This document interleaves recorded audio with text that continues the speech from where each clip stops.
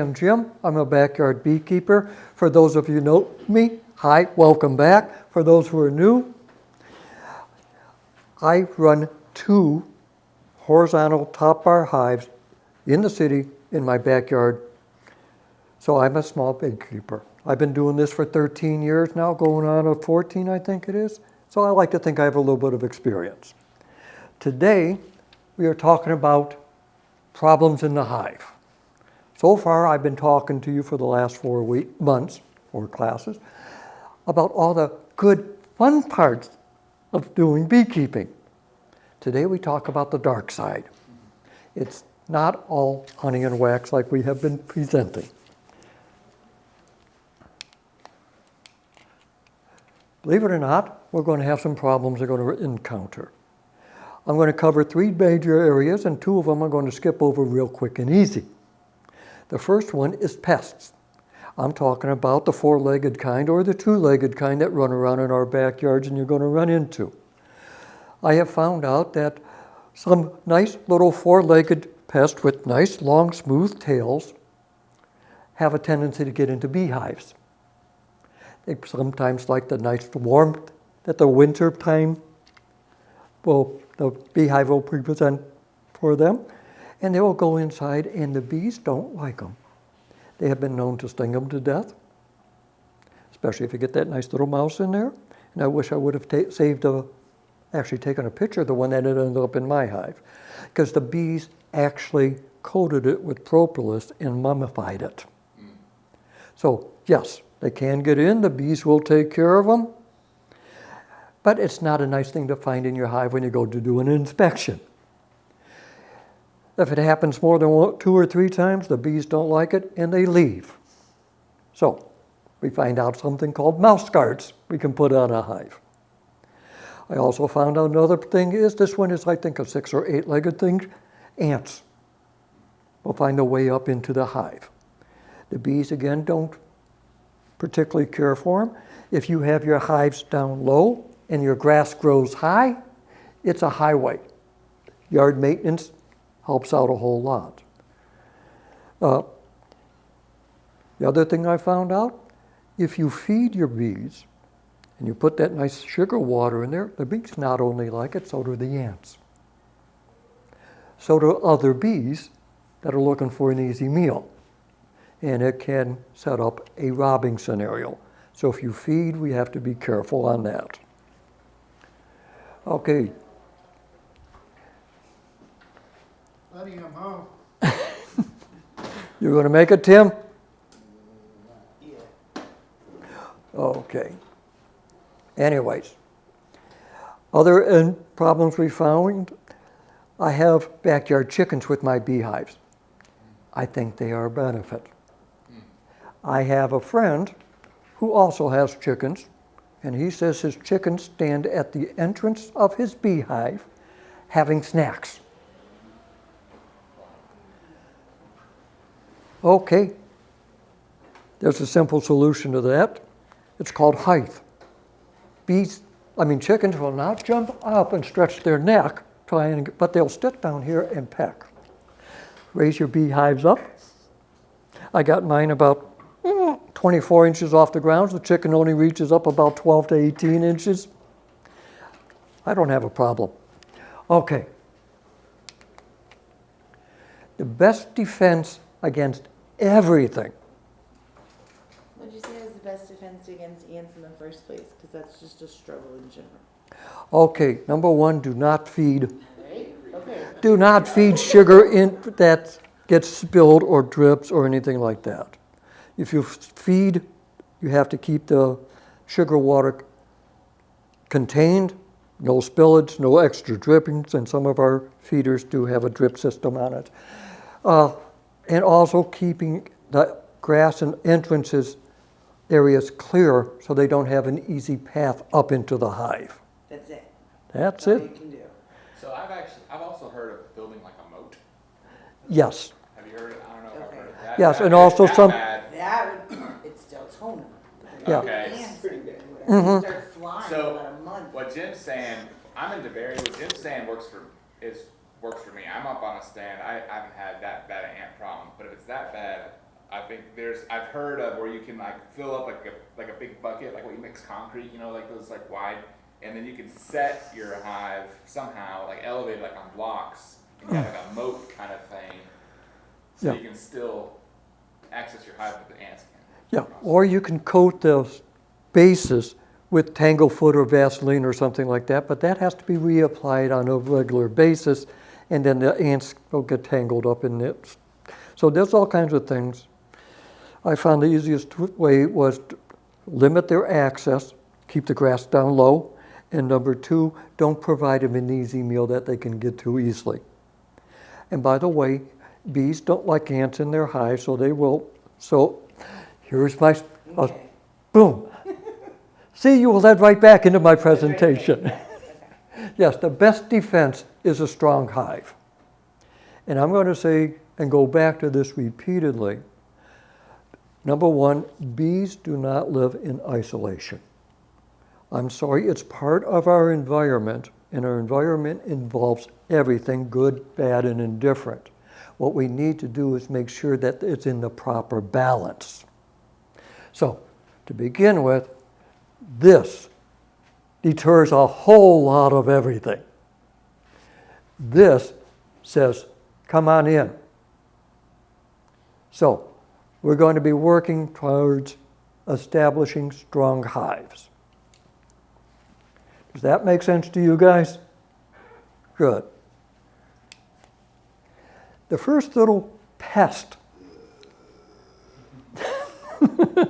small hive beetles. Kill them all. Oh, look at them. Awful. They fly, sometimes further than a bee can fly. They have a strong sense of smell. They can search out and find a beehive.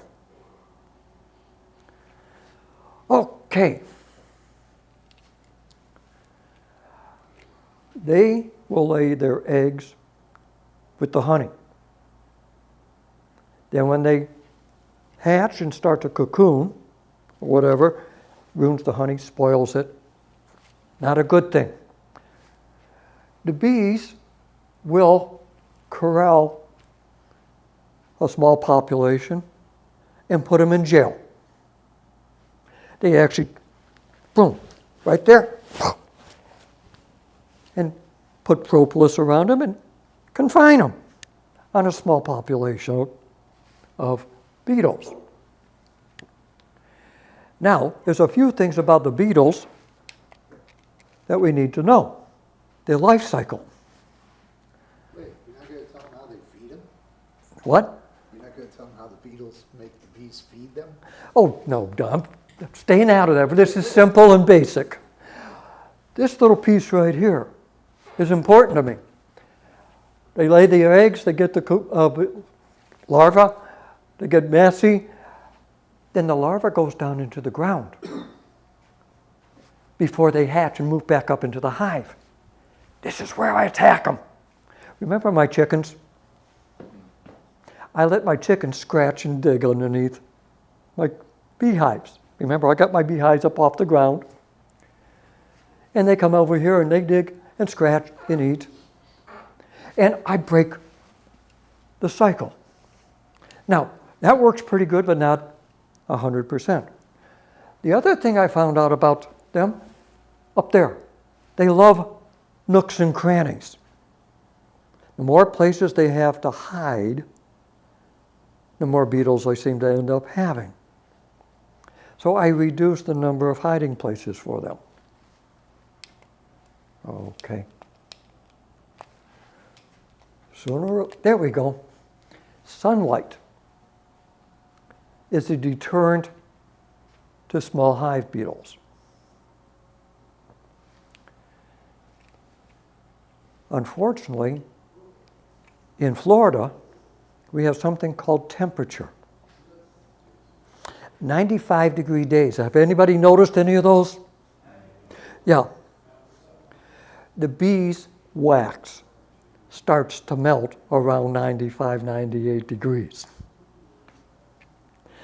All this sunlight You open up your hive and it just, oh yeah, especially with mine when I don't have frames. But anyways, put shade over it to help cool it. Guess what we just eliminated? So, we're doing pretty good on that one. Now, if they do get in your hive, what can you do about them?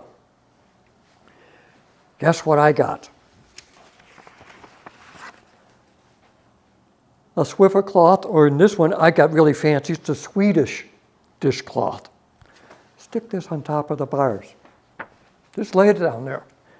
The beetles get tangled up in it and stuck. Oh, by the way, as you notice, the bees will start to dismantle this and carry it out as a contaminant within the hive. So, yeah, that's why it doesn't look as pretty as it does over here. But the beetles get stuck on it, so when it gets filled up, you just take it up and you go and put in a new one. Nice, low-tech kind of stuff I like.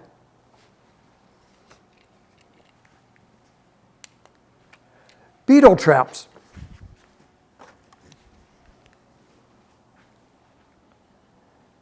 This goes between the frames. You fill this, yep, we'll get this all together. Fill this with oil, stick this in here. Remember I told you they liked nooks and crannies? They take a look at this and say a hiding place. They drop down in here and the oil makes it so they can't climb out and they drown. Needs to be cleaned periodically. And of course, I forgot the next one. It's sitting on my desk at home. You get yourself a little vacuum cleaner. Now, if anybody's into computers, you may recognize this as a keyboard vacuum. All I did was put a reducer nozzle on the end. Now, thankfully, because I do have mine in the sunlight, I do not have a lot of nooks and crannies, and I have strong hives, or I try to maintain strong hives. My beetle infestation is usually limited to about 10 or 15 beetles in a whole 30-bar hive. That's not much. If they happen to be on the surface, I get them. If not, and they go into the cone or into one of those nooks and crannies that inevitably end up in every hive, you grab this thing, you turn it on, and it starts sucking it, and when you get that little nozzle down there by that beetle, you hear a and it is so satisfying. There's one. There's one. And it pops right in there. I tried to keep the opening to the nozzle smaller than the bees. Okay, doesn't always work. I get a bee stuck on the end and he's trying to push with all, and I got to turn it off, let him fly away, then turn it back on and go back to work. But it's a lot of fun to get it this way. Small hive beetles can be controlled. Sunlight, reduce the nooks and crannies, the Swiffer cloth, and, oh yeah, smash them or suck them up. When I get done with this, I empty that into a bottle of alcohol or a cup of alcohol. It kills them quick. So we can keep the small hive beetles down under control. Okay, wax moths is my next one.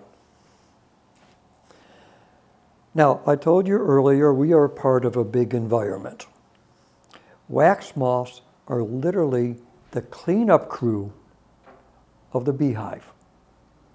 You might call them the buzzards of the bee industry. When you have old wax left behind, or a colony absconds and leaves behind their old colony, the wax moths are the ones who go back in and clean it up.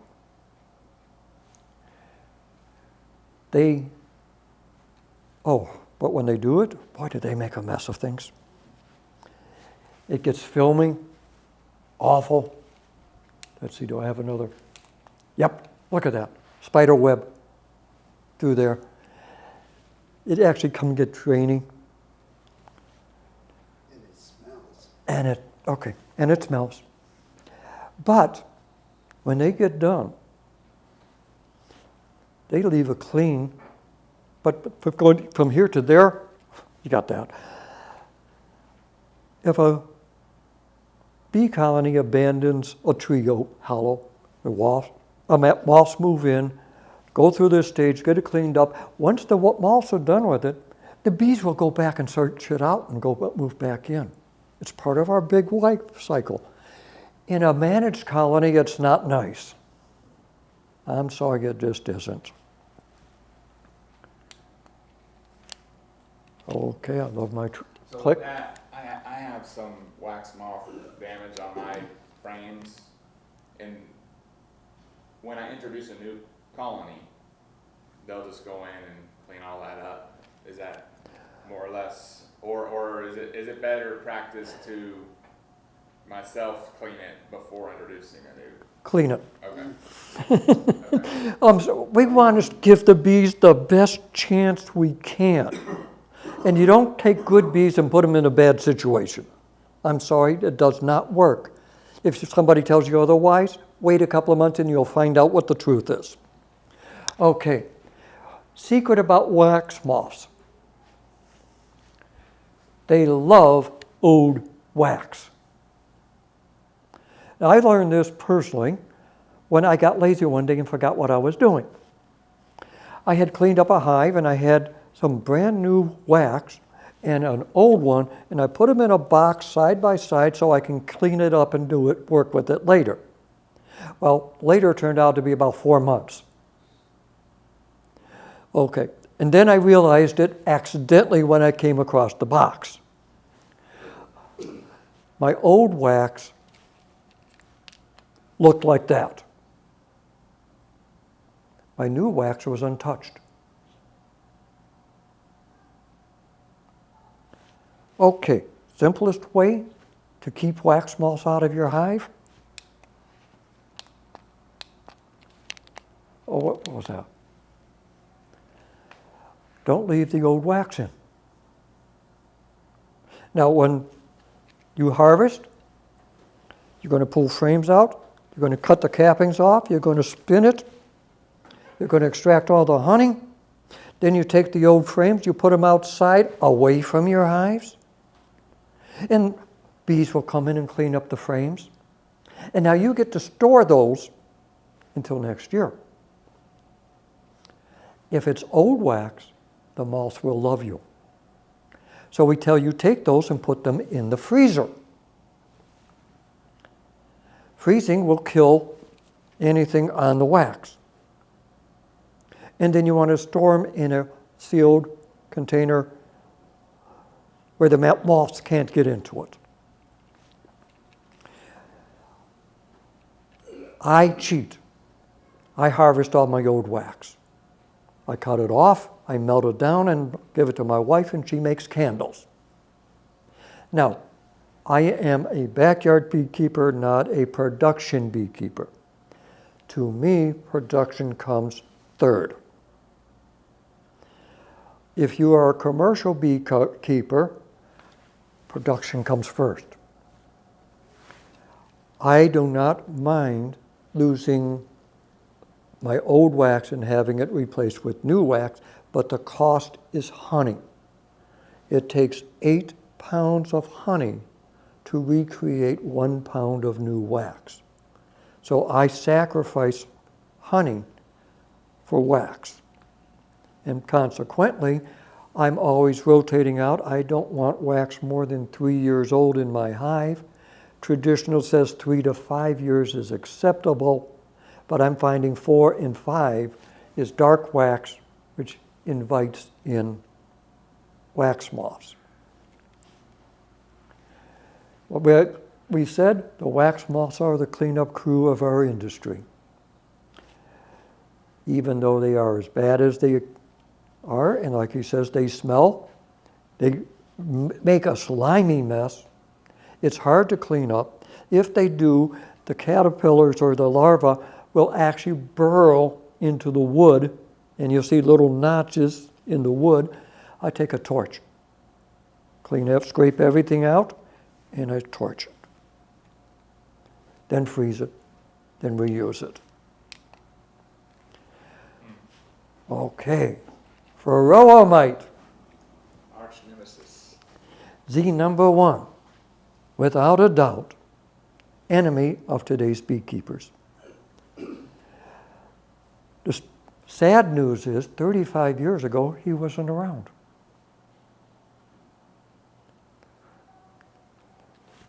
Varroa made the trip from Asia, where they coexist with the Asian honeybee, up and through Africa, Europe, and over to the United States.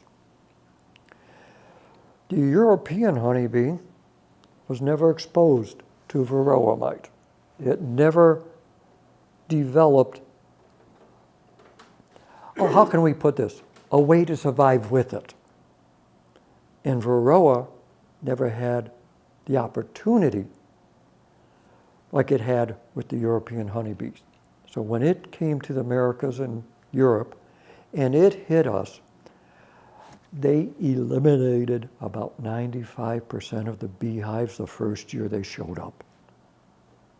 Around 1990, it was like an epidemic, a pandemic. It came in, it wiped out 95% of the bees the first year. The beekeeping industry went panic mode. You figure by this time we have migratory beekeeping. Our agricultural system, it's designed for monoculture, and monoculture does not support bees or any other pollinators because there's not enough food to go year-round. So we have to bring the bees in during pollination time. So as we move our bees from field to field to field, we help spread Varroa around the country. So everything we're doing is working against us. Okay. There we go. Varroa mite. There he is. In Asia, the Varroa mite coexists with the Asian honeybee. The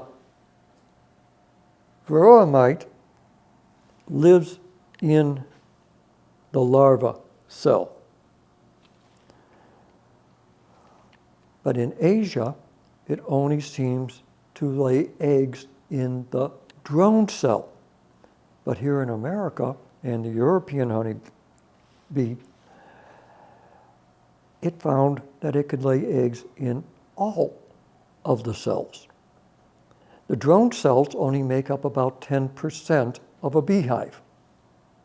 So in Asia, their Varroa was restricted to 10%. Here, they get 100% of the cells. Consequently, our populations explode and overpower the bees.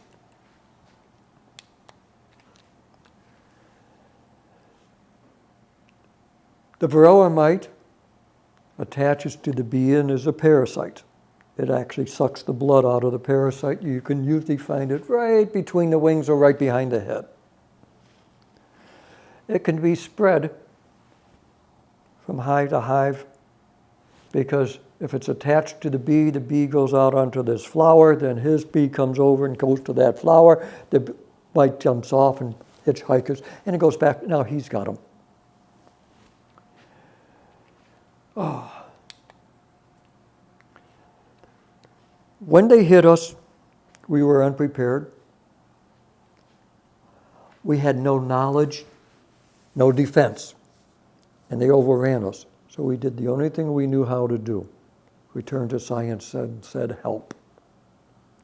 Science knows one thing. We must kill the mite. And how can we kill them? Our number one way in this country is through chemicals.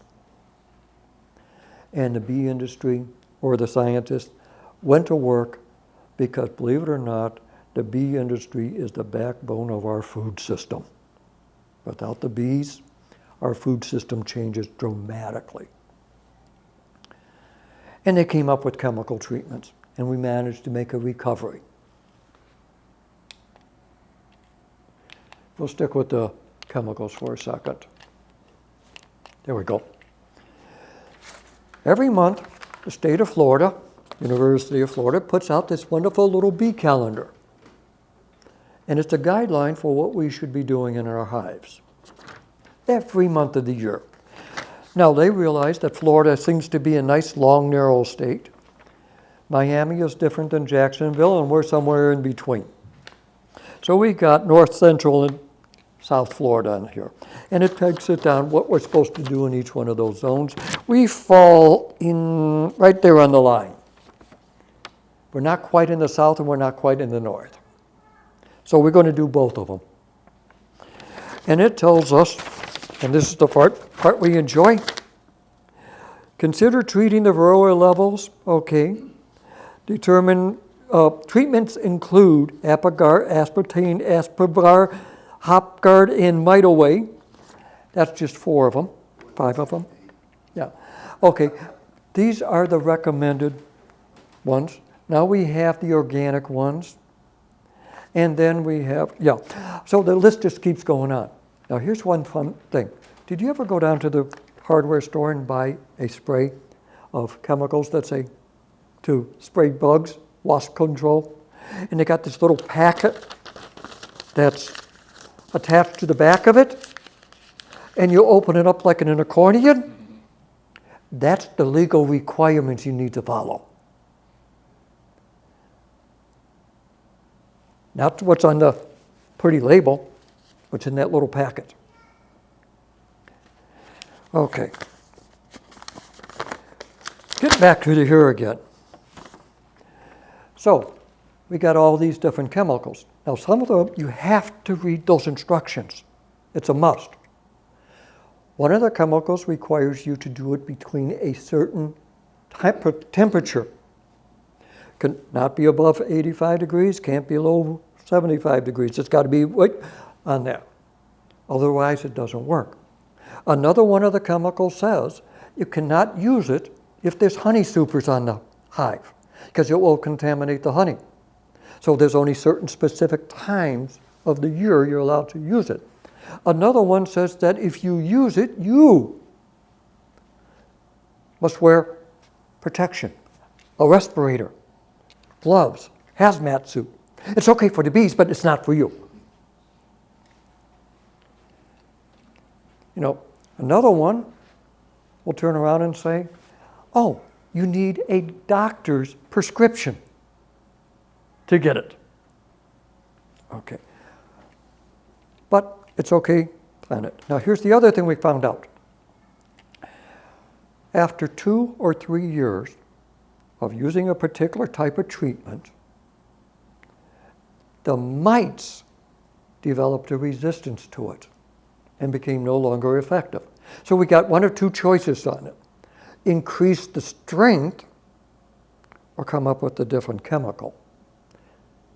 So we must rotate the chemical we are using on a periodic basis so that the mites don't develop a resistance to it. Oh, by the way, the bees are weakened on every stage. Okay. Now, there is an alternative to this, and it is the most difficult one. Natural selection. And if you notice, it's with a closed population. So with me having 2 hives in my backyard, this may not be the best way to do it because I do not have a closed population. But it says very simply, if the mites can develop a resistance to the chemicals, can the bees develop a resistance to the mites? They did in Asia. But we don't know how many millennia it took. We've been here for 35 years fighting this guy with every chemical we can think of. And according to a very nice letter or report that I read, it said in Australia, they have successfully found out that they have mites that are now treatment resistant. Doesn't matter which treatment we throw at them, the mites had developed a resistance to all of them. This says colonies surviving. Those are the ones you want. Another one I have, and this is a great one, beekeeping is local. I'm sorry, my bees don't fly more. Maximum outside limit is 5 miles. More or less realistically, 2 miles. So, Tommy lives about 4 or 5 miles from me. My bees will never meet her bees. Why? Boom, we're too far apart. So when they turn around and say, here is the best, greatest bee imported from Canada, Hawaii, Philippines, oh, Minnesota, it's not Florida. They don't know our climate. They will get used to it and adjusted to it eventually. Eventually. Now, when we're working with this, you need to know where your mites are. Okay. They're going to tell us you need to test your mites. You have to collect bees in order to test the mites. The mites are attached to the bees. We need to do it. This is a real nice little toy. You put alcohol in here.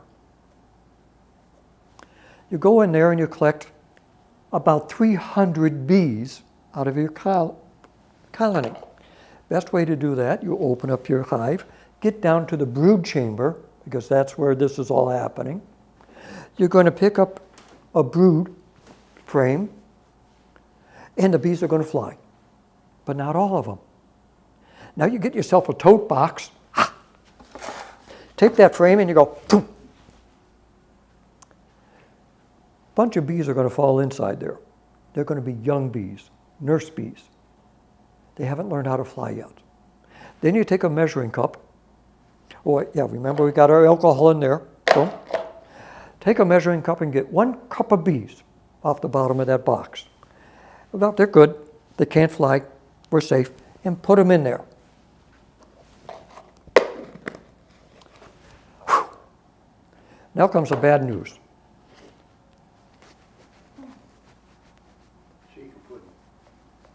You're going to do this for at least 30 seconds, if not a minute.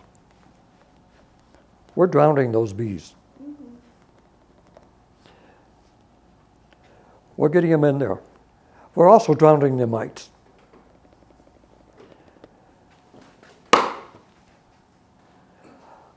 The bees stay in the cup.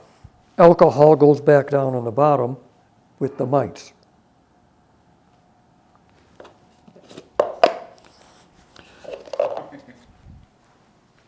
Okay, get yourself a paper plate. Nice white one, please. No patterns. Doesn't work if it's got patterns. The little black specks are going to be your mites, and we count them. That 1 cup of bees was about 300 bees. But don't worry, you have 30,000 bees in a good strong hive, and you're laying 1,000 eggs, maybe 2,000 eggs a day. So it's not a. Okay. We now count it. If you have more than 10 mites in there, you have more than you should have. It's time to treat with one of our chemicals that. Or we go. Because I happen to know some people prefer a more organic approach. And there are some other things up there. You can even use powder sugar to go on the top of it. I prefer that if you're going to use powder sugar, make your own. Because in the store-bought powder sugar, they put corn flour or something in there to keep it, and that's not good for the bees. So you just take a 5-pound bag of granulated sugar, put it in your blender, and you now have powdered sugar. No chemicals added. You can put that in your hive. Now, this I think cost what, $30? This cost about $3. Oh, I remember that. I made it.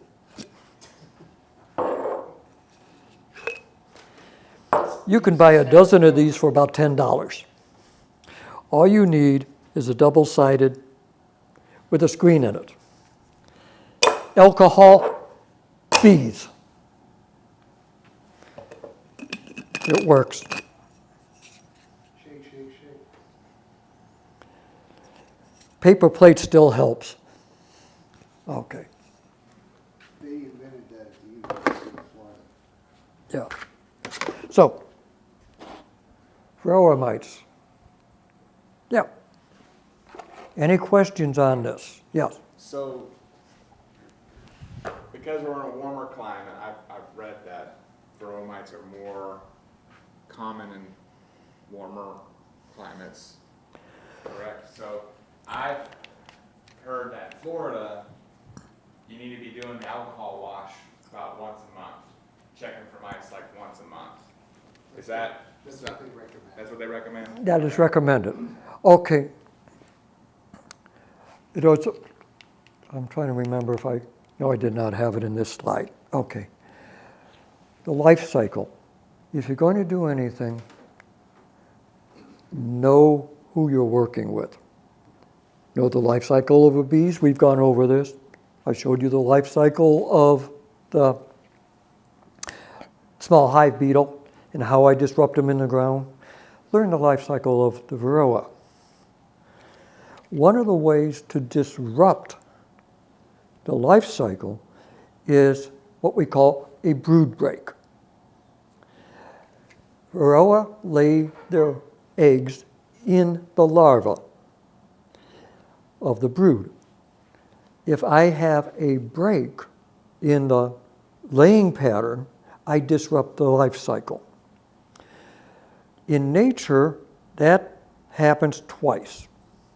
Once when the bees swarm in the springtime, because what happens when the bees swarm is the queen in half the colony leaves and starts a new colony from scratch. New home, new wax. Once the wax gets built, boom. She stops laying about a week before she leaves. Back in the old colony, we have to come up with a new queen.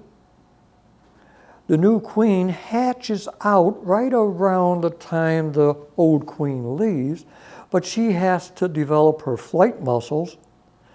She needs to go out and find a boyfriend or 20, and then she has to come back to the hive, and then she starts laying.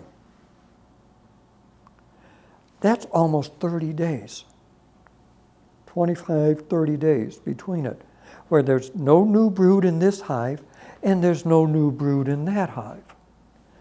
Consequently, the life cycle of the varroa is less than that. So they start to die off because they have no reproduction going on. So that's one way of doing it. The second way to do it is up north. They have something known as winter. They tell us we have one down here. I almost noticed it this year. And yes, during the winter time, starting around November up north, the temperature starts to drop. What do the bees do once it gets under 55 degrees? They quit flying. If they quit flying, that means the colony is going to get overcrowded, so the queen stops laying. The lower that temperature goes, the less active she becomes. If it gets too cold out there, the colony turns around and looks at you and says, "I'm sorry, sir. We have no need for you now," and all the males get kicked out. Only the girl's going to hang around now to carry us through the winter. So they reduce our population, they reduce our egg laying, and they go into a semi-dormancy state. Which is why every spring you have low varroa counts. Yes. So in the wintertime, boom. Now there is a lag between when the bees take off to when the varroa recover. And there's and then this goes, so we got a curve on it. So yes, down here we can have a 12-month cycle or where the bees are active. We have to do it, we pay attention. We can do forced brood breaks through splitting our hives. It also helps to make sure we have a low mite count when we're doing that. We can use powder sugar, we can use chemicals, we can use other ways of getting in there. Other things is if you, and this is going to be where I usually get in trouble, our traditional beehives, the Langstroth, uses frames, which are a fantastic invention, and a foundation. The foundation was not part of the original design by Langstroth himself. One of the problems he had was that when you put all these frames in here, hoping that the bees are going to build nice straight comb, they don't. And he says one of the problems he had was cross-combing, so you had to use management styles and tricks to get the bees to build straight comb on the frames. It wasn't until about 10, 15 years after his patent that somebody came up with putting a piece of wax foundation. And that worked really good. Now the bees just built out from the foundation and kept nice straight comb, home free. And that worked for about 10 years. And then somebody else turned around and said, did you know that the bees are either going to build new comb or repair old comb? And if we do a imprint of the hexagon, that they will build off of that hexagon imprint.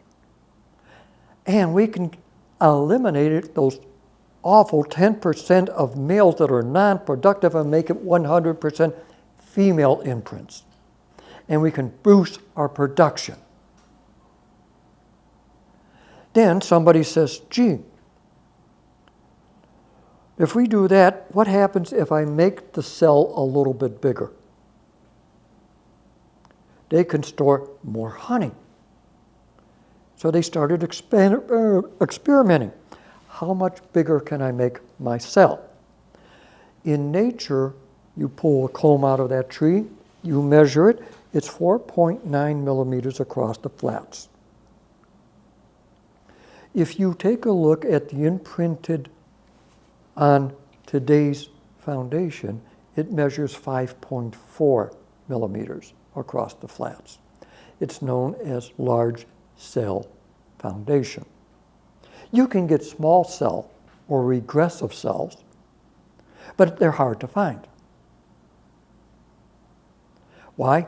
Because for the last 150 years, we have found that this has worked for us. Now, there's one other little side thing. When they went a little bit bigger in the diameter, it cost a bigger bee. And it had to go a little bit deeper to make room for it. So not only did we expand this way, we expanded this way.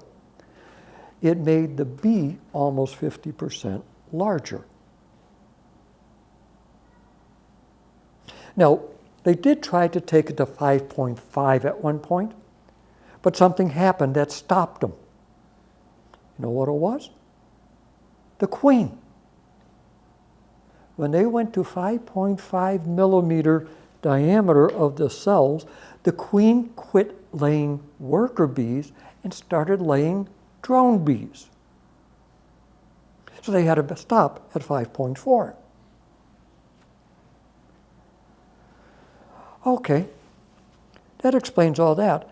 But do you know what happens when you make a bigger baby? It takes longer for it to gestate before it's born. Almost 24 hours. So we've increased our gestation period. Now, if we run backwards on varroa mite from where they came from, you're going to find out two things. Number one, the Asian bee is smaller than the European bee.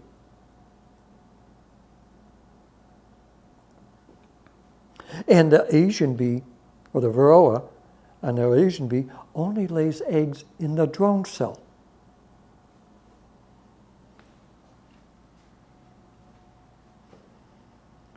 smaller bees, smaller cells. Okay. But we turn to science. Okay. Did I answer your question? Yeah, you did. You did. Okay. Yeah. Yeah, because as I was telling you, you know, mites killed my colony, and I No. I didn't know it was until it was too late. I started to see the wing Yes. deformity and Mhm. the hive walkers around the hive, Yes. but I wasn't doing the alcohol wash because I figured, well, you know, it's only been a couple months, but No. that's all I needed. You want the cheat sheet? The cheat sheet is this, in this area, and it's been proven out by the University of Florida. Middle of August, you've reached the peak, and it remains there until the end of September of veromite concentration. Okay. Yeah. So it's like, to be quite honest, I never even tested this time of year. I just treated. Okay. Yeah. And one of the larger operators, actually the guy I got my bees from, just from a standpoint of efficiency, you know, they're on a treatment calendar. They don't even check because of the sheer Exactly. quantity of hives. He has like 1,000 hives. Well, So, Yeah. regardless of what you read, I did it 4 times a year, okay. and I didn't lose a hive for 10 years. Okay. Yeah. See, now, me, I lose my hives periodically. Okay. I go treatment free. Okay. I go on brood break, I go on cell size, I go on local bee stock. When you do a brood break, do you cage the queen for No. a period of time and just do an artificial No. kind of like a rest period for her? No, I do or- splits. Okay. Okay. Boom, boom. Start with a fresh queen. Okay. The University of Florida, there's this guy Cameron Jack, he's a PhD there, he's an expert on bees. He did a study on it, and he took 4 different, but very popular forms of treating for veromite. One of them was brood break. Uh-huh. What he found with all 4 was no matter what you did, 2 weeks later after you stopped, the varroa counts were right back where they started, Hmm. which is very disappointing. Yeah, it is. Yes. Yeah. Hmm. So, let's see if I can get back to where we are. Okay, protective gear, we've always got to take precautions. This is just going to be a cover all. We covered. But anyways, we have a lot of pests, we have a lot of problems. We can stay on top of them, but it's going to take you learning your hive. They say that once you've been out there for a while, and you're too new for this to learn yet, but you will, I can walk out and before I get to opening the hive, I have a good idea what's going on. Tim's just the same way. The bees have a sound to them. They have a pattern to them. You mentioned your bees got ornery towards the tail end. Oh yeah, they're pissed. Okay. Yes. If they're not feeling well, have you ever gone in to meet your wife when she's not feeling well? Okay. Okay, I'm not trying to say anything here, but anyways. You could see the activity at the door. You said you saw them ground crawlers because they couldn't fly because of deformed wing. You could hear the sound on them. You can see their attitude. You can see the activity level at the hive. I have a neat little thing in my hive. It's a horizontal hive. I put an observation window.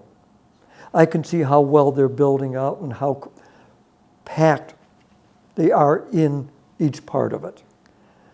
So these are all outside, shall we say, tools that I use before I even open my hive up to see what's going in there. Yes, you do need to inspect your hive. Yes, you do need to take all this seriously. If you don't, now with only 2 hives, it's not unusual for beekeepers to lose 2 hives. But when you only have 2 hives, it's 100%. You know, your friend, he's got 1,000 hives. If he lost, 2 hives, he wouldn't even notice it. But yes, because I decided to go the route I go, that's one of the prices I have to pay. But that's it. Integrated Pest Management Program. Okay. I always thought it was an integrated pest management system, but somebody told me it was the wrong initials. Okay. You have to identify your pest.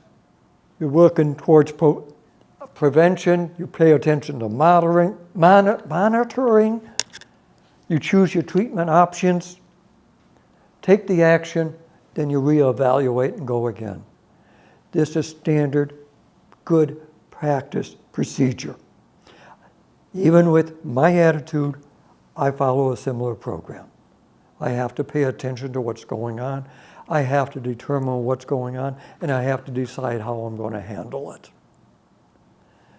He follows a much more rigid pattern than I do. And like you said, he has good luck also. He enjoys his bees. Mine is work. Now, this is a point I must point out. I must bring this up. Thank you for bringing this to the thing. I do a low-key 2-hive. I have a friend of mine who just contacted me Wednesday.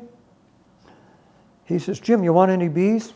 I'm getting rid of mine. I got 7 hives. And I said, Frank, how long have you been here? He says, this is year 2. I said, what's up? He says, 7 hives. I don't like getting stung. I can't stand the heat. And it was a ton of work going in there every week. I don't know many 4 times a year. Beekeeping is a personal activity. I think I get in my hives about 4 times a year, maybe. Yeah, that's really all you need. Yeah. But remember, I'm out there every week. Yep. Okay. You know, Because I thought if I skipped a week, like something was gonna happen and I'd lose control. Once you get a feel for your bees, once you know the flora around you, what's blooming, when they're going to be healthy, when they're going to be stressed, you can do preventative measures to all of that. Fixing your bees after the fact, you get a dead hive every time. Don't even try. Yeah. And just start over. yeah. But if you do preventative maintenance on them, feed them when there's a dearth, give them water when it's dry, you know, and all these other things, you'll have a good healthy hive, and you won't have to be playing catch up. Mm-hmm. Yeah. Now, other problems we have is overworking your hive. Notice how this all works together. If you get in there too many times, and some people recommend you must be in your hive every week. The state of Florida says once a month. They'd like to see me in there once a month. Somebody might say only 4 times a year. I might say maybe 5 or 6 times, maybe 2 or 3 times. It depends on how my bees are doing. And the only way you know that is by knowing your hive, and the only way you know your hive is by working your hive. Getting there in too often at the wrong time will kill your bees. It'll drive them off. If you don't work them enough, you go out there and say, where are they? You won't know what happened. We need to find that balance. And yes, you will make mistakes, and yes, you will learn, and yes, you will lose your bees, and yes, you will get them back. Don't get them in the fall. Clean up, study, meet other beekeepers, and restock in the springtime, because you have a much better chance of them building up strong enough to make it through the following winter. If you come in the fall, the time frame, even though we have nice warm winters, is touchy, because the rainy season comes in and the flowers shut down, and when the flowers shut down, so does the pollen and the nectar, and so does the food, and now we got to really nurse them along. A strong, healthy hive is the best defense. The more you can do to make them healthier, the more you can do to make them happy, the better off we're going to be, and the easier it is. Remember the strong hive? And one guy told me, he says, the answer to all your bee problems is more bees. I corrected him. more healthy bees. That's the key. I don't want to take a healthy hive and add sick bees to it. Nobody won. If you have 2 weak but healthy hives, yes. But if one is sickly and the other one isn't, do yourself a favor. Let them go. You don't want to propagate bad genes. Strong hive, weak hive, work for the strong. If they're healthy, combine them. If not, let them go. Any questions? Oh, young So, lady. Chemicals for the mites, does any of them work for the beetles and the ants? Because as of powdered sugar is going to now attract ants. Okay. So now we are working against 2 sides. Oh, yes. Each is individual. You see what I'm at? Because do I need 3 different chemicals to fight? Okay, different yes, we problems? do have chemicals such as Guard Star and in-hive, or in-hive bee traps, or like I'd show you. So yes, there is a chemical treatment too. So if you're into that, there is something available.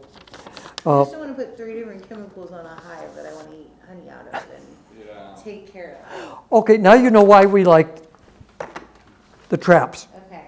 Yeah.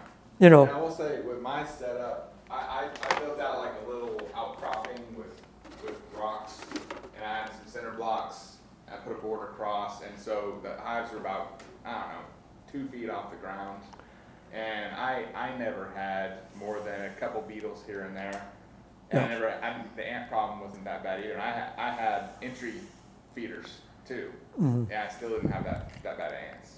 Yeah. And I'm in DeBerry, so it's not like I'm too far from you all. So my big thing was the mites. The mites is what got me. Yeah, and mites are going to be the number one problem. You have to learn mites inside and out. Yeah. And some people say, oh, well, what do I give them? You gotta give them all year round and you have to rotate. Yeah. If you don't rotate, you might as well poison your bees and be done with it. Yeah. Yeah, and you have to be careful. Read the instructions because each chemical has its own restrictions and limitations and recommendations on how to use it. And that little pamphlet is the law. For instance, Formic Pro, it's temperature sensitive. You can't use it over 85 degrees. So I use it in the early spring, February. That's when I do my first treatment. Okay, you can't use it any other time in Florida because it goes over 85 degrees. It turns into poison, you kill your bees. Yeah. It's that simple. Yeah. So, okay, you had it. Yeah, I have a question. So, and I apologize if you already covered this in a previous session, just catching the tail end. So I'm backyard beekeeper like you. I really don't have any desire to go have more than 2 hives. Okay. Now, unfortunately, I don't have this problem. But let's just say you're doing real well and you're doing your splits and you have a lot of healthy bees. How do you do your swarm management without exponentially growing your hives more than you want? Get a friend and give your bees away. Okay. Yeah, Okay. right there. Okay. Okay. 85 different beekeepers. Okay. Everything from me on up to commercial. When I have too many hives or bees I split, I have people I can call and saying, do you have an open hive? Do you want any? Okay. And I give them away. I have plenty of lousy beekeepers that I know I give them bees all the time. Yeah. You know, so no, right there, there's my answer. Okay. Join the club. You meet a bunch of crazy beekeepers. Yeah. And you got a whole bunch of newbies down there. So if you got extra bees and they're just getting started, boom. Beekeeping is expensive. Your first year in, plan on spending a minimum of $1,000 just to get up and running. And the cost keeps going on after that because all of a sudden you're going to realize, I need a second hive. Oh, wait a minute, I need this. Oh, wait a minute. These get bad after a while and I got to throw it away and got to buy them by the dozen. You know.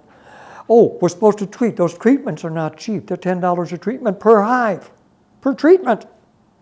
If you got 100 hives, oh my God, that's a lot of money. So we got to be careful where we're at. Jim, can I say something real quick? Oh, is that you or me? Oops. Everybody reaches. Everyone has the same sound on their thing. Can I say something real quick? Hand me that bee kiln.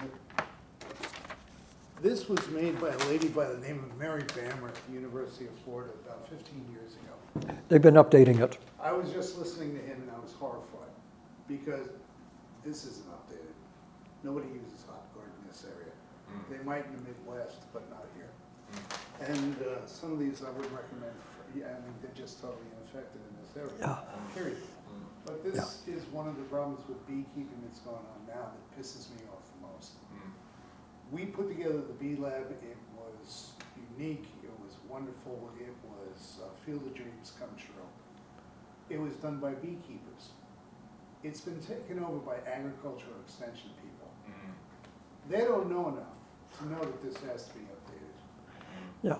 So, That's my peeve. yeah. And also, never skip a varroa treatment because you didn't see varroa on bees. It's the Yeah. most ignorant statement I've ever heard used. Okay. Did you have a question? Oh, I thought for sure. Oh, no, I was filling out the. Oh, One more thing. This is something I didn't anticipate. So bees don't fly at night, right? no. Okay? They don't fly at night. Bullshit. All right. So Don't worry, my worst thing was at night. okay, my problem, this is something I didn't anticipate happening. Where I have it in my yard, it's kind of around a corner, out of sight, out of mind. It's like the perfect spot in my yard to have hives. Problem is, at night, I'll have my porch light on around the corner. It's not an eye shot, but every night there'll be a handful drawn into that. And it drives my wife crazy because she's trying to come in the house and they're all being in the light. Zombie bees, they have a parasite. Okay, so that was something else that I thought. So I can't figure out, is it zombie bees? Is it just them being confused by the artificial light and there's like a handful of them that go check it out? Because in the morning, when I leave for work and I've got my daughter, this actually happened. They're all like hanging out, kind of like confused and just like, what happened, And one of them got my daughter. And so I'm just like, that's probably the most inconvenient thing about having bees so far was them being drawn to that It's light. interesting that you have zombie bees. I thought they were only in California. Yeah. Okay, there's 350 different types of bees in Florida.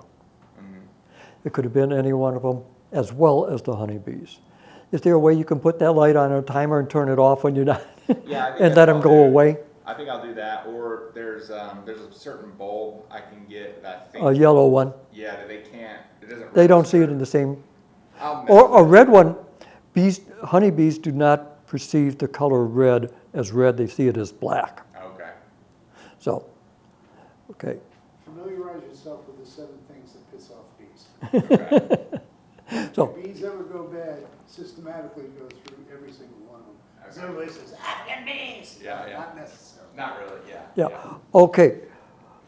Self-plug. Next month's class is second year in beekeeping 201.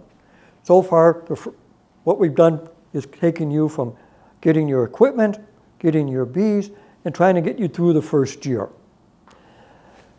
Next week, a month, we talk about we made it through the winter, now what? Class number 7 is going to be a show and tell, the anatomy of a hive. I'm going to bring in a Langstroth hive, and I'm going to bring in a horizontal top bar hive.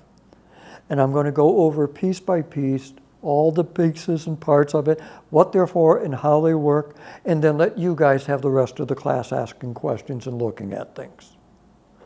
Anything else? That'll be the 3rd Saturday of September. Yes, that will be, because for some reason, seeing this one was being added in, somebody booked the 4th Saturday, and we had to move to the 3rd Saturday. Okay. Anything else, people? So with the Varroa mites, if you were to bring Asian bees over, would that, not that you would, but is it the breed of bee that it is that Okay, Is, let's back up a little bit off of that. Are you ready? yeah. Okay. Varroa and other pests are nothing new to the bee industry worldwide. So I'm going to go back about 50 years ago, give or take. Somebody decided that they were going to bring some bees over, but they didn't bring it into the United States. They brought it into Brazil to help crossbreed and develop a bee breed that was pest resistant. Those bees came from Africa. African bees are noted to be pest resistant. They're also noted to be swarm heavy. They swarm almost every other month. 14 to 20 times a year. Okay? And they have a slight tendency to be defensive. Just a little bit. If you get within 100 yards of one of those hives, they're on you. If you try to walk away, they will follow you up to a half mile. And they don't come at you at one at a time. So, by bringing a foreign bee, have you ever heard of killer bees? It was a big deal about a dozen years ago. They were coming up from Miami. They're still in the area. The state of Florida said if you capture a wild swarm, you must requeen, it's highly recommended, to cut out on the genetics of bringing Africanized bees because of their aggressiveness. One of the things beekeepers don't want to do is do brood breaks. I'm going to lose 30 days of production. So I do splits and other things other than going through that so I can keep my production going. Africanized bees, we'll run into the same problem with the Asian bees. They're on it. One of the things we can do is change an entire billion-dollar industry. Okay. I see you saw the validity of doing that.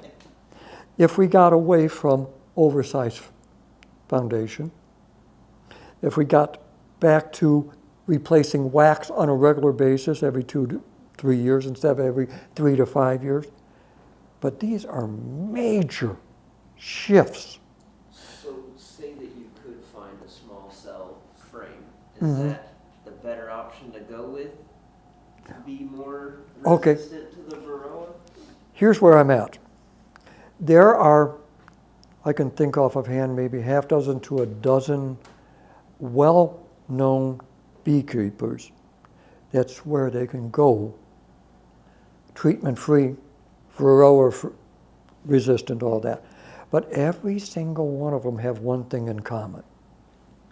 Their bee yards are out in the middle of nowhere. I can do it if I live over here and never meet any of you guys. Because my queen's only going to go 2 miles. And if I don't have anybody within 5 miles of me, I can isolate my bees and I can bring my bees the way I want my bees to be, and I don't have to worry about him.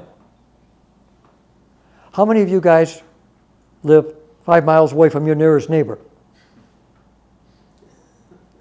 Okay. This is where the problem is going to come in. Now, if you, me, and him all agree to do the same thing, and we don't have to worry about him. See, now the thing is, right now, they have a term called mite bombs. The commercial beekeepers say the guy who does treatment free is the problem. Why? Because I might have some mites on my bees, and if they get loose, now remember, my bees are over here and he's 10 miles away. But my bees are going to infect his hives because all of a sudden he's got hive beetles or he's got mites. Now my attitude is his treatment is weakening my stock. He's the problem. Okay, where are we at, guys? We don't have consensus. We are not the only ones who ever noticed this. I learned all about some of this stuff in books that are well published and that go back decades. So it's not a new problem. Mites have been around for 35 years. We have pests before that. We have some of our greatest. Langstroth wrote a fantastic book on it. Not on the mites, but on beekeeping. The literature's out there. The knowledge is out there. Scientists are out there. He mentioned Bee College up in Gainesville. Florida's Bee College is fantastic. They had a manager up there by the name of Jamie Ellis. Oh, I had to make sure I got the right name right. Fantastic man. Knows bees inside and out. He's actually a beekeeper.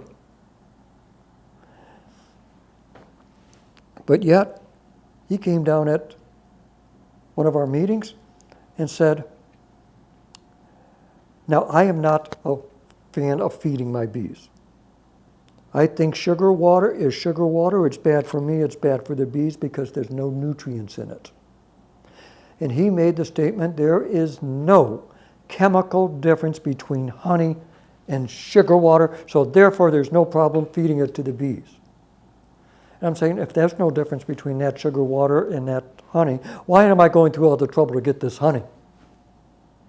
It didn't make sense to me. But he's right. When I grab that microscope and ignore all of this, chemically speaking, they are 100% exact. My problem with science, an expert is a person who knows a whole lot about very little.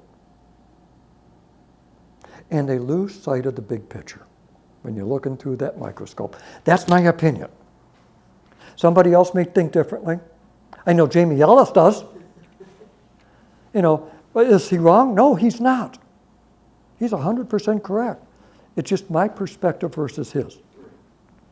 What happened at the end of that Brazil story where they crossbred bees to see if the new African bees were pest resistant? No, you cannot answer that one. It's stuck in it, I just wanted to know. Okay. You didn't push anybody's button on that one. No, sorry. Okay. Yes, they have a strain of Africanized bees in Brazil and even into Texas and some of the Arizona areas.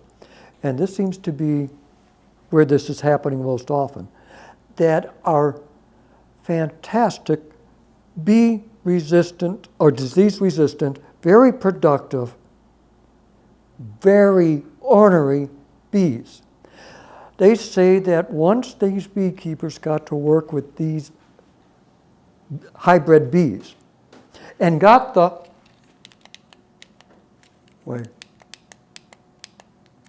was all the way back here. There. You get enough of this stuff and learn how to handle them. They said they'll never go back to an Italian bee. But they can't keep them in the city. They got to be in outyards because they can't take this chance of them ending up in your yard or her yard or somebody else because they are ornery. And those 7 things that piss off bees, they piss them off even more. Mm-hmm. Yeah. So, yes, they have been successful.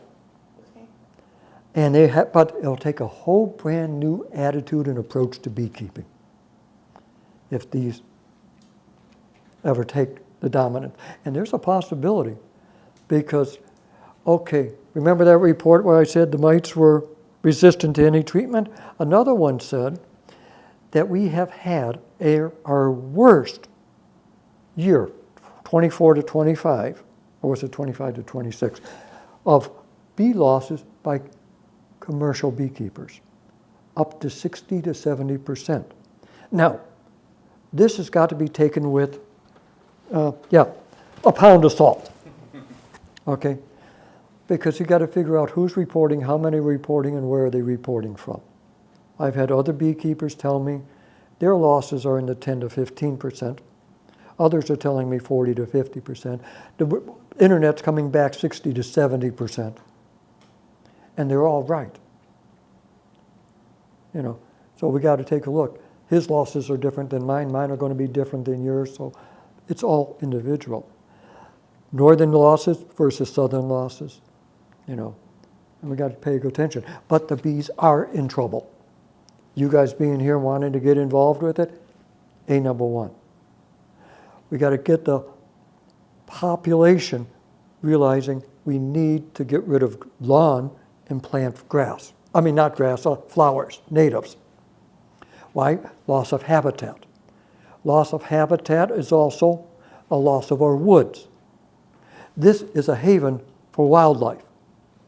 My front yard is not. My backyard is better, but my front yard is awful. It's grass. Why? Because I live in a neighborhood and everybody drives down the street. But, okay. Got to stop with the chemicals. Got to stop with the bulldozers.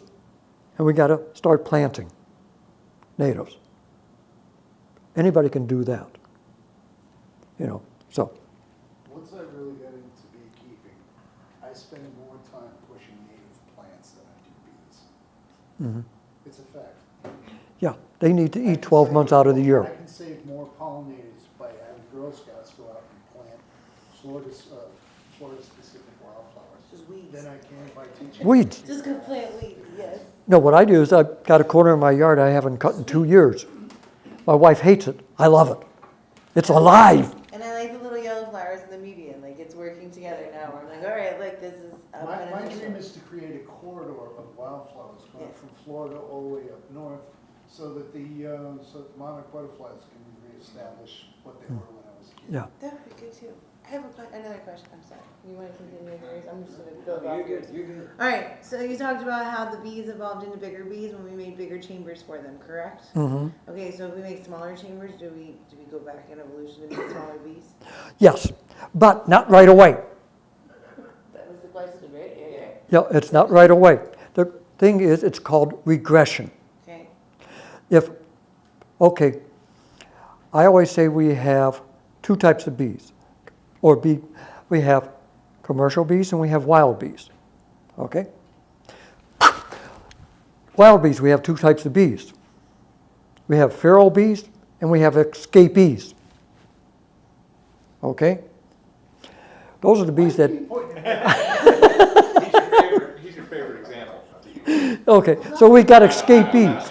Escapees are going to be dependent. Now, if you go down to the bee club, and I do recommend it, and you ask what happens if I stop treating for mites, especially in the fall, you know what the answer is? Death. Your bees will be dead by spring. That's right. That's the answer. And they are 100% correct. Why? Because their bees have never lived without a chemical treatment. Never.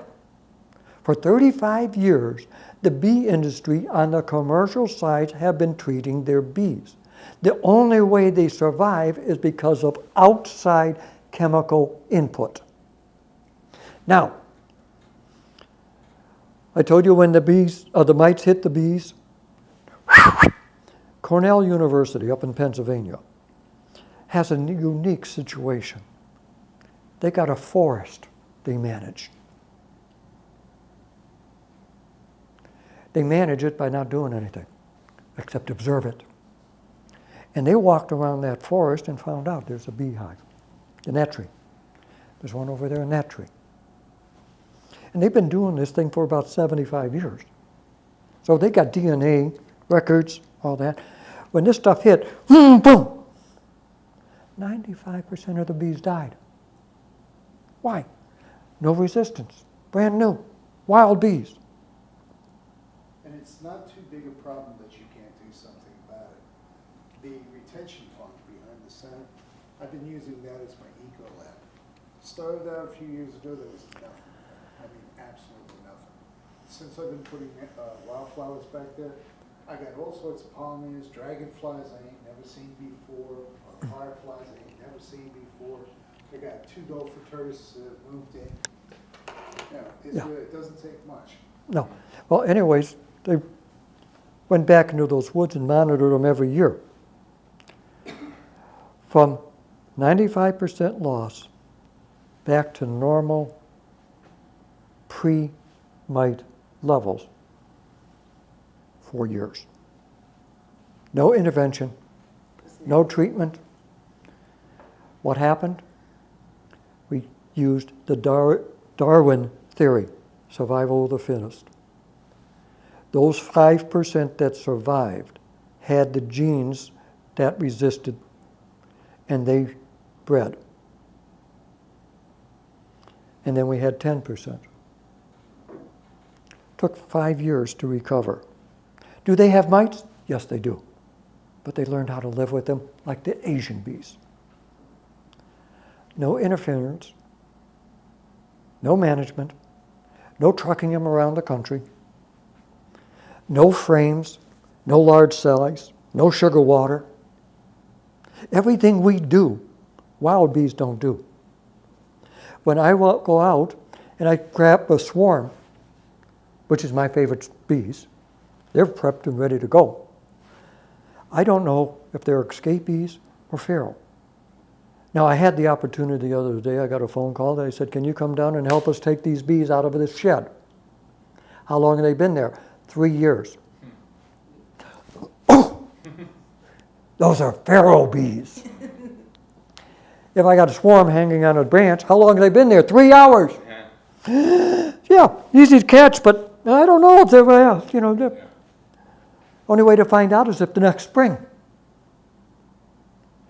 So yeah, there's ways of going that. So yes, your answer is it can be done, but unfortunately, when your queen goes out to mate, and this is where the problem lies. They have a drone congregation area where the guys hang out, looking for the girls. Here, now, if the hive is here, the drones go here. Now, I take that back. The drones go here. The queen doesn't know how to fly very well. She goes here. But remember, we're getting drones from all over the place. So unless I live in that 5-mile range and I know everybody around me, I'm going to be cross-breeding with we don't know who. But survival of the fittest does work over time. I just don't know how many years we have available.